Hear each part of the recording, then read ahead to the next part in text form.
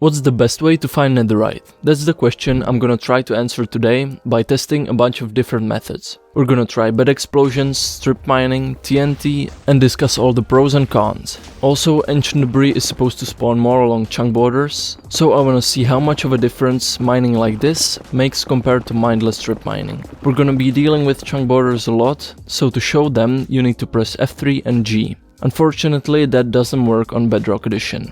By the way, the best Y level to mine at is 15. Also, when you're mining, hold blocks in your offhand, so if you run into lava, you can easily block it without panicking. The biome you mine in doesn't really matter as long as it's not a basalt delta. A crimson forest could be annoying because of piglins and hoglins spawning, but that's about it. And if you do find some ancient debris, always mine around it to make sure there's no more. Sometimes they can be even a block apart. Alright, with some general tips out of the way, let's move on to testing. We're gonna rank these methods by the amount of ancient debris found, and then talk about advantages and disadvantages. By the way, I tested each one for 3 hours. So in 4th place, we've got regular strip mining without worrying about chunk borders. This was the result, and if we divide that by 3, it comes out to be 32 ancient debris per hour. By the way, take all these numbers with a grain of salt, because 3 hours really isn't enough to get accurate values, but it can give us a good idea.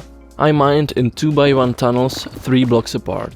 Some people might say that you should do only 2 blocks apart because you would miss some debris, but that doesn't matter as long as you're uncovering new blocks every time, which you actually do less when mining 2 blocks apart. I mean, you can mine 10 apart and it would still be better. Also, I've heard that you need to be stacked with pickaxes to do strip mining effectively, but that's just not the case. I consider it an early game method. All you need is a diamond pickaxe that has Unbreaking 3, Mending and at least Efficiency 2, which is what you need to break netherrack instantly.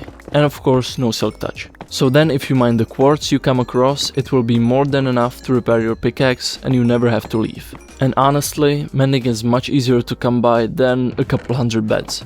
Another advantage is that it's really easy to do. You can just zone out, listen to music and grind. It's also easy to do it systematically. If you have one big tunnel and small ones branching out, you won't get lost.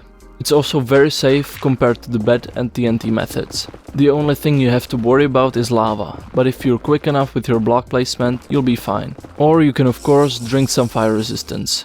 The only real downside to this method is the amount of ancient debris you find, but as you'll see in a second, it's not that much less compared to the other methods. A couple tips for strip mining. You can just hold W and hold left click. You could also sprint, which would make it a bit more efficient, but also more dangerous.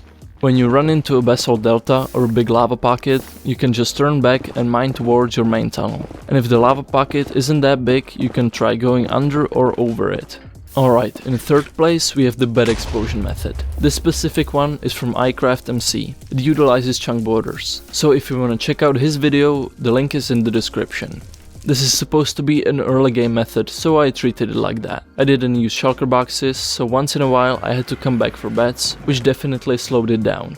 After 3 hours, this was the result. And that comes out as 37 per hour, so it's not a huge difference compared to strip mining. And I would say that the negatives outweigh the extra debris. First off, it's a lot more dangerous, and I was catching on fire constantly, even with some safety precautions in place. I got pretty close to dying multiple times. And of course the explosion does damage too, so I needed a lot of food, and my armor took a beating as well. Second, it's just really frustrating. If you run into lava, you have to awkwardly branch off and it's really hard to do systematically, which just makes it a pain when you have to come back for beds and you might even get lost.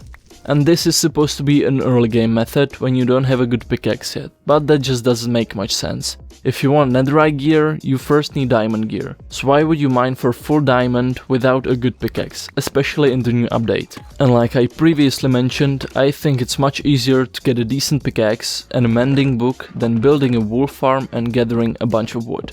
So overall, I don't recommend this method. You're much better off just strip mining. But what I would recommend even more is the next method, which is mining along chunk borders. It comes in at 2nd place with 116 ancient debris, which is almost 39 per hour.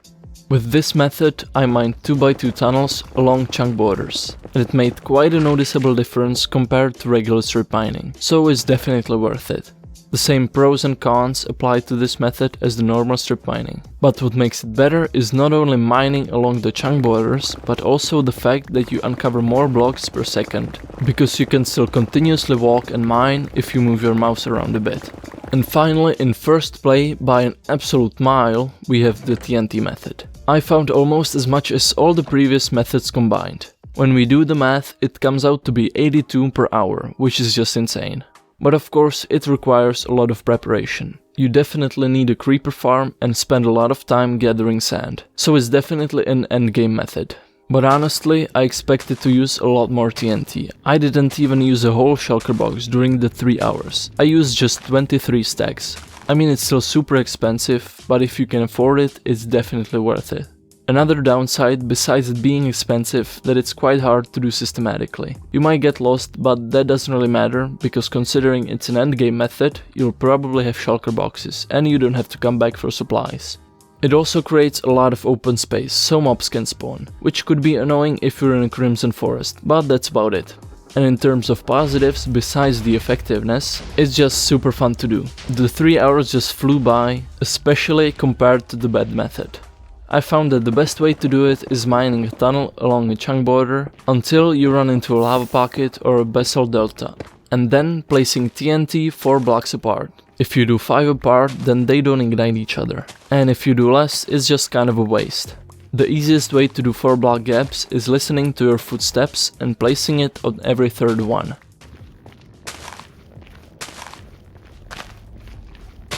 Then I recommend using a flame bow to light the TNT instead of a flint and steel.